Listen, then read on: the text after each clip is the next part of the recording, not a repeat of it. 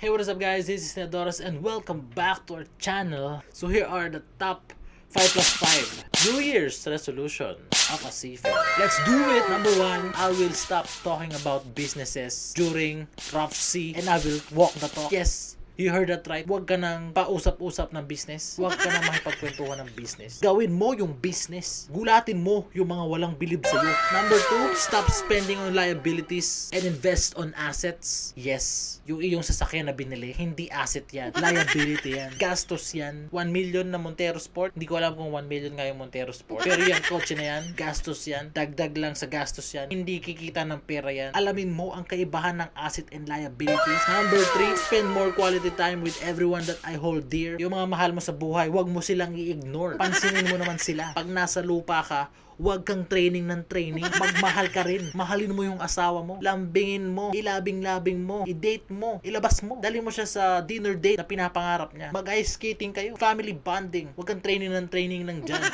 Number 4, I will not bring down my workmates when they are experiencing success. Instead, I will push them up higher. Tigilan mo na yung pangbabash mo sa mga katrabaho mo. Kaya hindi ka na po-promote. Kasi ikaw, bash ka ng bash. Yung ginagawa mo sa kanila, yung sinisiraan mo sila pag nakatalikod sila, tigil-tigilan mo na yan. Huwag mo nang gagawin yon. Okay. Instead na siraan mo sila, tulungan mo sila. Kahit yung katrabaho mo na pangit yung ugali, i-bring up mo siya. Sabihin mo kay kapitan, dapat i-promote mo nyo yan kasi masama yung ugali. Hindi, wag ganun.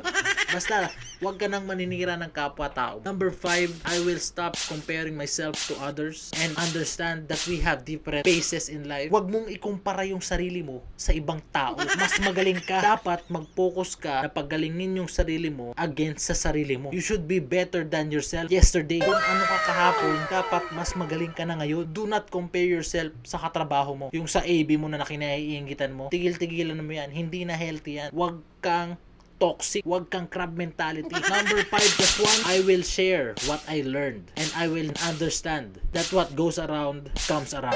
Yung inyong deck ka din, turuan mo siya. Huwag puro katarantaduhan ng ituro. Turuan mo ng maganda. Turuan mo paano mag-compute ng ETA. Turuan mo kung paano mag-cite ng sextant kahit hindi nyo na ginagamit yung sextant. Ganun dapat ang mindset. Kasi dapat intindihin mo na lahat ng binibigay mo, bumabalik sa iyo yan. Maaring hindi pa ngayon bumalik yan, pero babalik yan. Kung binigyan mo siya ng katarantaduhan, ang ibabalik sa iyo katarantaduhan din. Kaya turuan mo siya ng magandang asal. Siguraduhin mo may mapupulot siya sa iyo. Number 5 plus 2, I will focus more on self-development and I will prove that seafaring will not stagnate me. Ano ibig sabihin nun? Galingan mo, mag-aral ka. Huwag kang laro ng laro sa free time mo. Mag-focus ka rin sa self-development mo. Magbasa ka ng mga libro. Kung gusto mong ma-promote, mag-aral ka sa bridge. Gawin mong productive yung oras mo. Patunayan mo sa mga walang bilib sa'yo na hindi hadlang ang pagiging marino. Number 5 plus 3, I will start preparing myself for land and understand that seafaring is not forever. Hindi habang buhay ang pagbabarko. Lalo na pag bumibigay na yung health mo. The more na tumatanda tayo, the more na bumababa yung chance natin makasampa ng barko. Ganyan ang isipin mo. Kaya mag-take ka na ng supplements. Mag-workout ka na. Yung kain-kain mo ng chicherya, bawas-bawasan mo na. Huwag ka nang kumain ng Doritos. Mag-ipon ka na rin. Yung sinasabi mong business, itayo mo na. Gawan mo ng plano. Kulayan mo na yung mga drawing mo. Yung mga pangarap mo, kulayan mo.